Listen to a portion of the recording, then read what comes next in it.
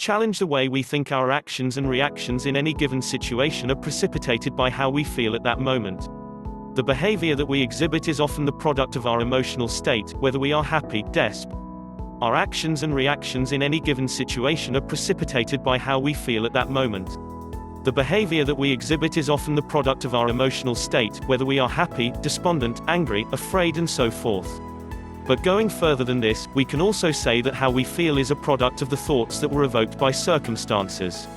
To illustrate this point, when we see people from afar whispering among themselves and then one of them looks at us, we tend to create a story in our minds about what we are witnessing. And the conclusion that we draw may be right or it may be wrong. But the feeling that is created in us by such a conclusion is what will ultimately produce the behavior in which we will engage. If we conclude that the people are whispering about us, then this might cause us to feel anxiety or even spite. And our consequent reaction will align itself to the thought and the feeling that came before.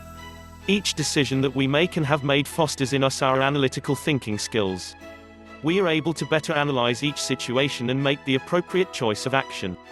This process helps us develop confidence in our decision-making, which should lead to independence of thought. But on occasion, we find ourselves in a bigger dilemma because of certain faulty decisions. And often we have no choice but to face the consequences and to bear the burden of our mistakes. How do we prevent this from happening? Doubting our decisions is not encouraged, for this may inadvertently erode our ability to trust ourselves and could leave us emotionally crippled. But what we should do is challenge the thought process that helped us arrive at the decision.